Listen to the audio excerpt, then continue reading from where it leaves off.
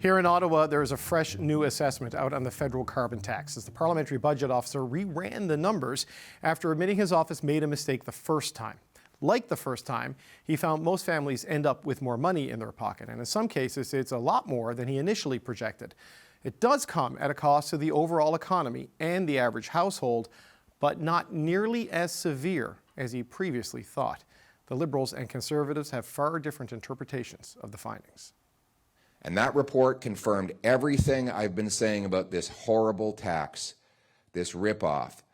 It showed that 60% of Canadians pay more in the carbon tax than they get back in rebates. 100% of middle-class Canadians lose out. So now's the time to clear the air on Pierre Poilievre's big lie to Canadian. He's been misleading Canadian.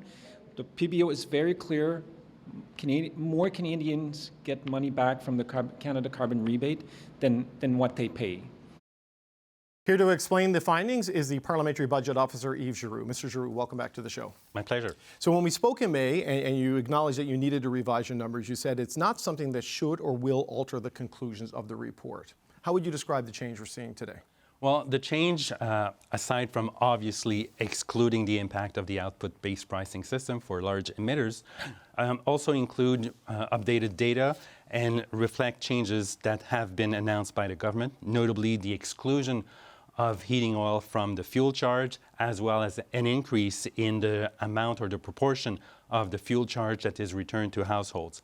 So the conclusion of our initial reports remain essentially the same. That is for the fiscal impact, so the fuel charge paid directly and indirectly minus the carbon rebate. Most households are better off with the fuel charge than without, but once we include the economic impacts, then the average household is worse off with the fuel charge than without. Okay, I want to go through those because the high-level assessment holds, but the numbers do change, and they don't change by a small amount, so that matters. So I want to start with the fiscal impact, as it's called. This is the carbon tax the average household pays and the climate rebate the average household gets. What you reported last year to this year. Now, we see in Alberta, the number dips a little bit. You see in PEI, the number dips a little bit, but like Nova Scotia is way up. Ontario is up. Saskatchewan, way up. I mean, walk me through why these changes happened. Well, as I mentioned, we used a revised projections of emissions, which has an impact. That also includes the proportion of the fuel charge that is refunded to households from 90 to 93%.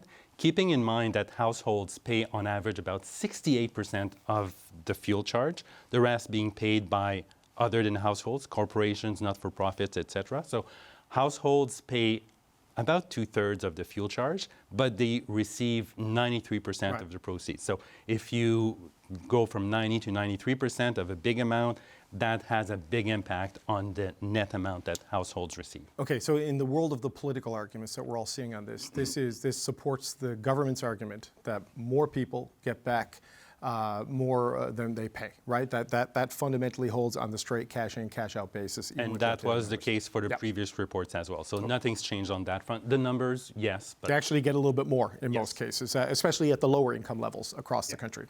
Okay, so let's talk about the economic analysis, the net analysis, the fiscal impact plus the economic impact. This is where the political argument gets really intense and where the criticism from the Conservatives is that it's bad. So let's put this one up on the screen.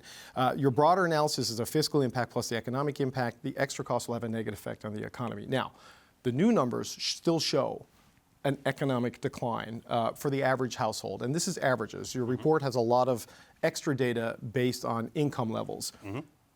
These are big changes. Like the average Alberta household was going to lose $2,800. Now it's going to be $700.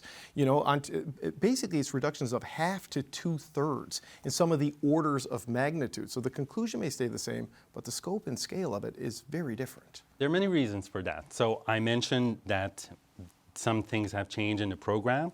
Heating oil, the proportion of the fuel charge that's returned to households, but also these numbers are based on the government's own estimate of the economic impact of the fuel charge. So there's obviously, we no longer take into account the output-based pricing system. So we remove that, and that makes a difference, obviously. But it's also the fact that we relied on the government's own estimate of the economic impact. And the reason for that is that there's a lot of interest on the provincial dynamics of that, as we can see on the table that's shown on screen.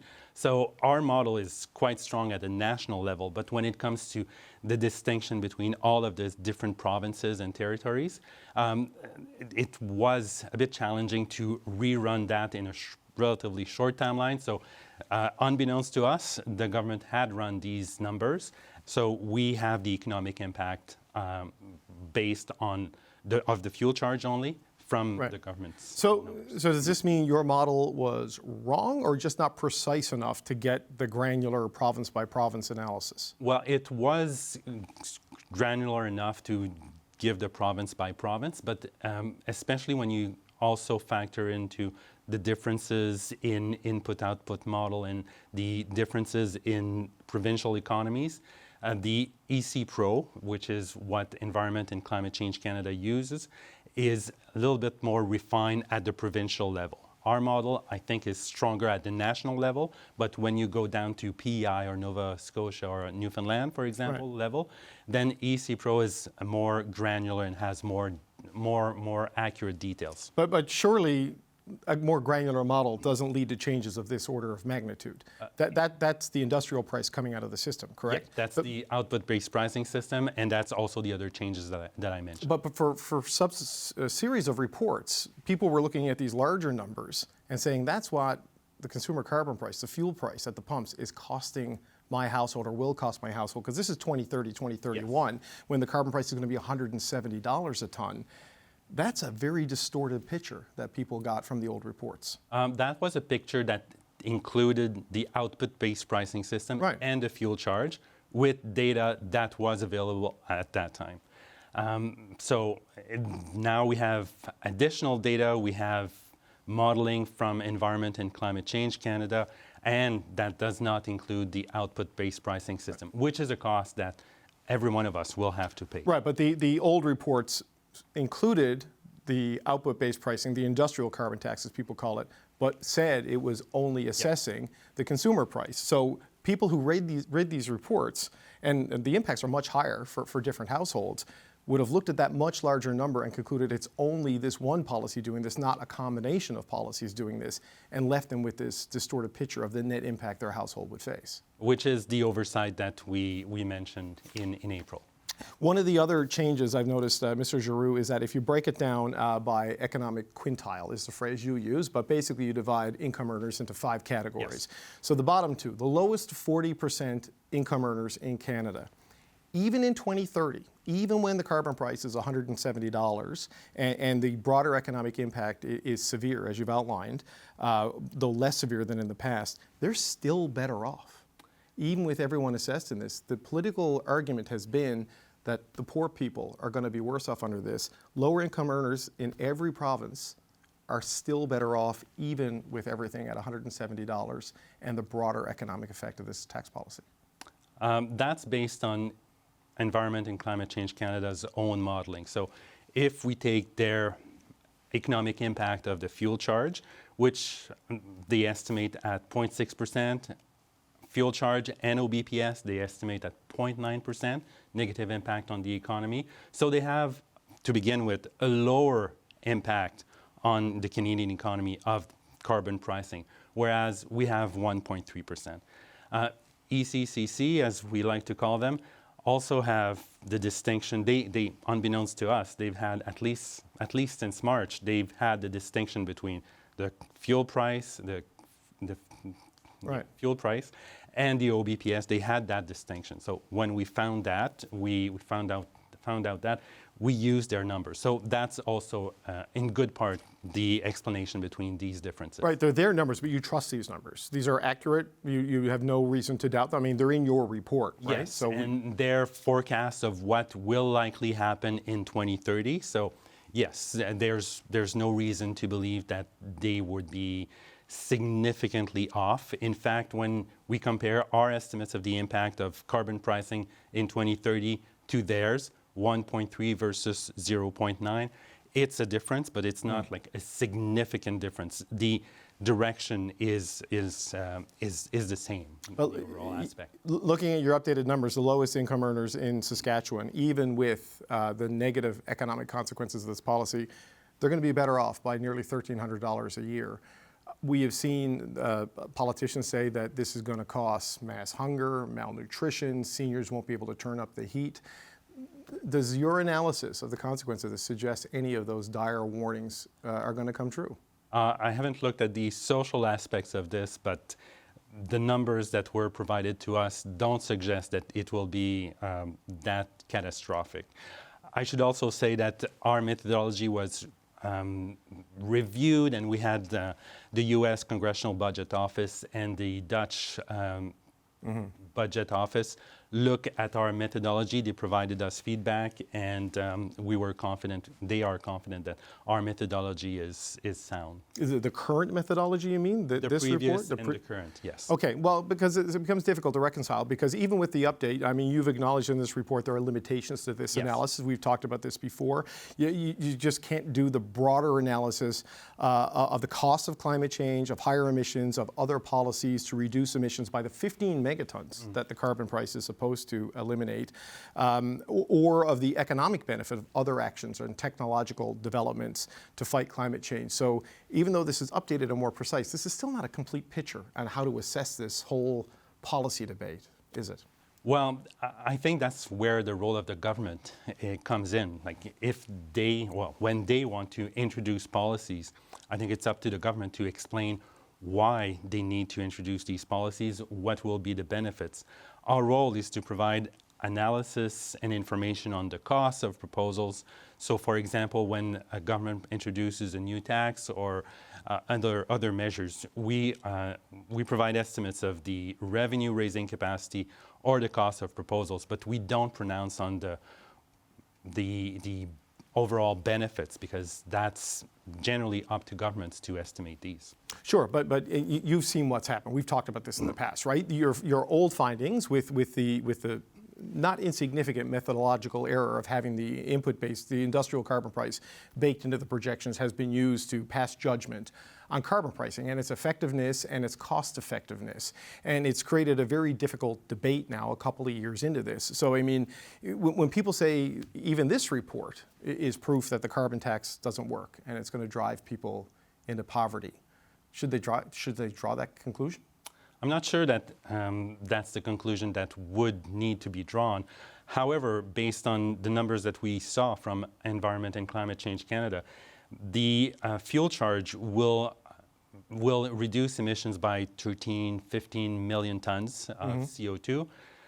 That's about 5% of the gap between the 2018 emissions and the target for 2030. So the fuel charge on the consumer side will contribute about 5% of the gap. So that's an important piece of information that is also in the report. Yeah, 13 to 15 megatons. Minister Guilbeault said today it's about 26 million cars coming off the roads or something like that. I mean, I don't know how you do that calculation, but that's the claim from the Environment Minister. But I just wonder, you know, I know you've cleaned up the numbers and given us this new modeling and the new analysis, but the politics of it has been kind of, I don't know if polluted is the right word, sort of by the old numbers, right? Because at those numbers we showed earlier, the orders of magnitude, I think in an old report you had the highest income earners in Alberta losing $9,000 a year. They still lose, but it's down to $3,000 a year. So it's only 30% lower. It's only 30% of what people were told when they first became aware of all of this. I mean, what do you think that's done to the public understanding of this policy,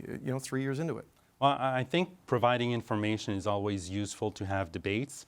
What we found out in updating our reports is that the government had that type of analysis that they had done, that disentangled the fuel charge and the output-based pricing system.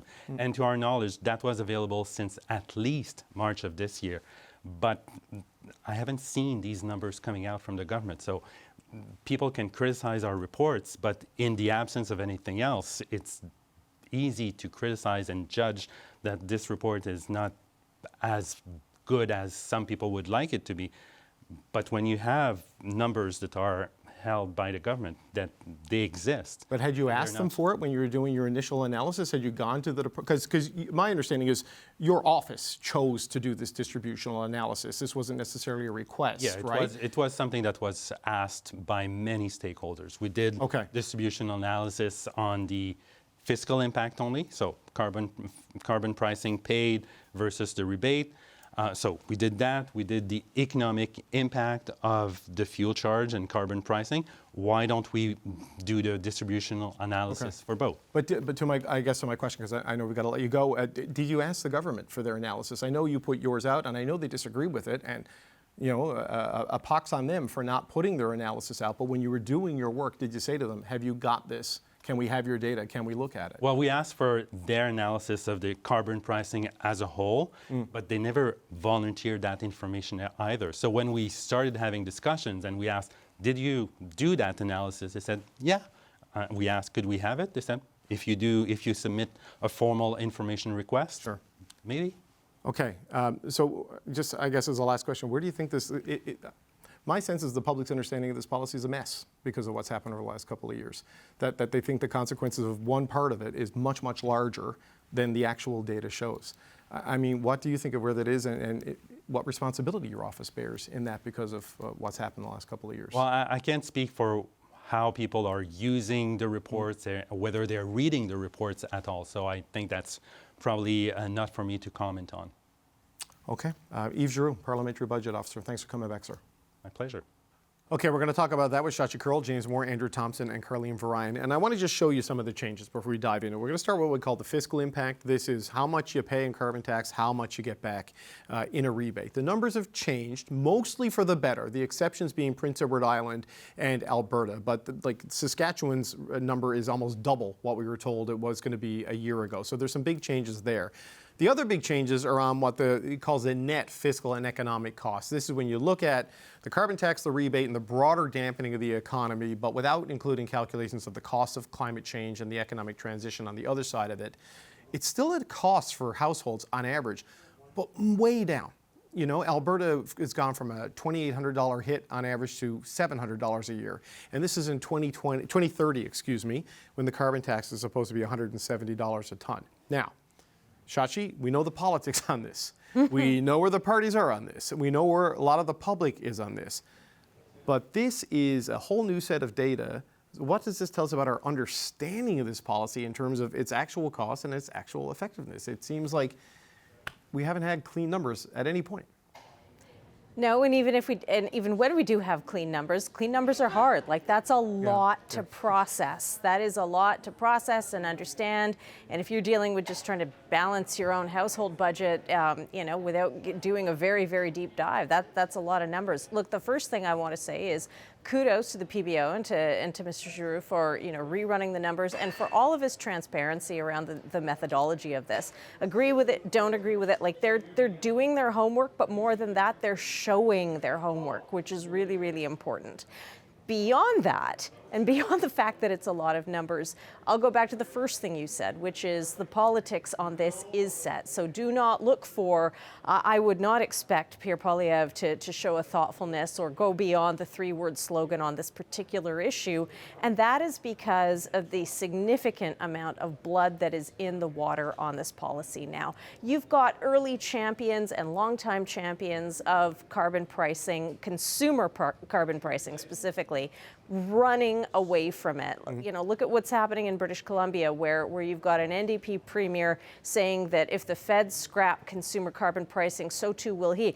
The carbon tax was born in BC 16 years ago. And so the fact that you've got any premier, right or left, and it was introduced by a right of center premier, I would add, wanting to walk away from that is significant. And it also says that there is cover for politicians of every stripe in every part of the country and in different provinces to say, yeah, we can probably with cover walk away from it regardless of the consequences around policy and the long-term impacts. James, I know where the politics is, right? And if the election goes the way it's going, this policy is dead, right? But do you think we've had a good conversation about this as a country for the last year or two based on numbers that included the impact of all the industrial stuff and downloaded onto a household? And And this shows that even at its peak, the lowest 40% of households are still going to be better off because of the rebate. That's a very different understanding I think a lot of people had about where this policy is. Well, okay, but look, even if you believe all those current set of numbers, which, by the way, do they include the rebate for Atlantic Canadians on home heating, and does it include a forecast of what the April? Does it include a forecast of what the April increase is going to look like as well? Which maybe when we're having an election campaign. It goes out. These numbers go out to 2031 when it's 170 a ton. Okay, well, but depending on what the provincial election makeup is in those provinces, the three provinces who are impacted directly by the federal policy, we'll see. There's that. But also, look, I guess to answer your question is, yes, I think we have had a robust about this, but also if you're the premier of a province who has an existing carbon price, or the Prime Minister of Canada, you're the Prime Minister for 100% of Canadians, not just the 40% of lowest income Canadians. And all Canadians are struggling right now with the cost of living. So if you say, well, the bottom 40% are doing better off, I don't know that they necessarily believe that, because they're being crunched by more than anybody else by the rising cost of their homes, by the cost of transportation, by the cost of their mortgages and their rents. So I don't know that, and the cost of carbon pricing and fuel and things factor into all of that. So I don't think that this, frankly, gets through that. Number one. Two, Shashi makes an important point. It's not just politics. It's big P, small p politics out here in British Columbia, which is the tip of the spear of this real world market test public opinion conversation about this. British Columbia, of course, is as the home for 20 years of the carbon pricing and carbon tax. And there was a consensus opinion in British Columbia between the incumbent BC Liberals and the NDP and the Greens. They were all on side. And there's going to be an election in 9 days in British Columbia. And there's probably in a 93-seat legislature going to be one MLA, one lone Green MLA standing there in favor of status quo carbon pricing. So British Columbia, which was seen as the vanguard of all of this, has turned its back on it and said it doesn't work and we don't like it anymore. And all the parties believe in that. So there's been a flip on this because the public doesn't believe that this is the best way to go forward in terms of fighting climate change. So, well, Andrew, I mean, obviously the difference though with BC is there's no rebate, right? There is some low-income tax credit, but like it doesn't have that rebate component that it's factored into this analysis. I just wonder, if you're going to debate policy, it's always good to just have clear data, and we just kind of haven't had it. Like to properly measure the effectiveness of this and the impact of this, and it's probably dead before we actually get to the point where we can start doing that. I mean, what do you think of how this is all played out now that we have some clarity here from the PBO? Well, I think even worse is PBO has made this worse. And this has unfortunately been the MO of PBO, is that they have wandered in to take political positions that have tainted the debate. And rather than looking at the broader, for those who support carbon taxes, there's an argument for a consumer-based carbon tax, not one I've ever agreed with, but there is one out there. It doesn't take away from the general argument about whether this makes sense to tax people at the pump and on their fuel bills, and then sometime in the future give them all that money back and maybe more. There's a whole bunch that doesn't get addressed in there, and this is the problem when we turn these matters over to accountants to think through, rather than recognizing that public policy is actually shaped by a whole bunch of things, and politics is shaped by a whole bunch of things. And that's what I don't much care for in this debate, and every time we get PBO wandering into it, they simply make it worse. And I think it moves us farther and further away from being able to have an honest debate about what makes sense, what doesn't. Yes, we should understand the impacts, but that is a function of committees, that's a function of Parliament. And I'm not sure that we've been well served by this PBO or the previous one. Carleen, what's your view on this one today? There's two things that haven't come up yet that surprised me. The first is that the PBO actually took great pains to highlight this in his report, and I think it's very much worth discussing. He measures the costs of the pricing plan against the cost against nothing, right? And it ignores the lack of a carbon price. The lack of a carbon price, which is sort of a false dichotomy because, of course, we certainly know that there is a cost to doing nothing. We see it in the increasing amounts of forest fires and wildfires and floods in this country. We're seeing it in Florida right now, today. So in that sense, I think that's just an important piece of perspective, that the cost of doing nothing is actually billions and billions of dollars. Moreover, to me, the biggest sort of the entity that comes out looking the worst in the revelation of all of this data today really is the NDP, who have federally, as well as at several provincial levels, totally walked away from carbon pricing. And their entire justification for doing so was it is hurting vulnerable Canadians who can't afford it. The PBO's numbers showed the people who are taking the big hit It's only the top 20% of income earners in the country. The richest people are actually paying more. The bottom 40% of Canadians are actually the ones who are getting the most back in those rebates. So the NDP are kind of left without a leg to stand on now, and I actually think it opens up a real opportunity for progressive parties in the federal election to put it to Jagmeet Singh. Well, why is it that you're still opposing a carbon pricing plan that clearly actually looks after the vulnerable and puts more money back in their pocket? The top, David, just to just one clarify. sec. The top 60% though does take an economic hit for the most part by 2030. The Most bottom Canadians 40% are worse don't. off. Yeah. No, I'm not. Canadians are worse off. That's not. It's just at an order of magnitude far less than what had previously been said. And I don't quite know if Andrew, I heard you grunt there. I don't quite know if the NDP is completely abandoning carbon pricing. I'm not sure they know. They have criticized. How many times do we look? There's a difference between what the Liberals want to do, which is tax the individual consumer. They want to take away your straws. They want to put your tax on your pump. They don't want to do anything to actually deal with the large industrial emitters, which is where the problem is here. What the NDP has said provincially in Manitoba, in Saskatchewan, in Alberta, is that the focus needs to be on these emissions at the industrial level where they can actually affect real change. So, as much as we criticize, as much as people criticize the Conservatives for their three-word slogans, the Liberals only have two-word slogan on this one, which is price pollution. That's not what the only option is around the consumer carbon tax. And I think we need at least to make sure we understand that there's a lot of other options like the Europeans use that are very not only effective, more effective than what we've got here out of the current But regime. The NDP haven't proposed an alternative. They've just said, we don't like this, and we've tried everything, but we're all out of ideas. No, that's not in fact the case. And if you look back at their last three platforms and you look at what Wab Kinew is saying, and you look at what Carla Beck is saying, you look at what Nenshi and Notley have been saying, they are saying that you need to move forward much more aggressively with an ETS system like the rest of Europe has. At the federal level, we're not seeing anything. Yeah, I mean, all we know, and we got to cut this short because we're out of time, but we'll talk about this again, I promise you. We know that Jagmeet Singh says they're reconsidering it, and the consumer carbon price has outlived its purpose. What he moves to, we do not know. We keep asking, and he's invited to come on the show and spell it out to us at any point. And also, Caroline, I've heard some Liberals suggest, do we have buyer's remorse? Should we have gone the IRA model of encouraging investment, but you can't sustain a 6% of GDP deficit like the Americans seem to be capable of doing? We've got to leave it there. We'll talk about this again. Shachi Curl, James Moore, Andrew Thompson, Carleen Bryan, thanks so much.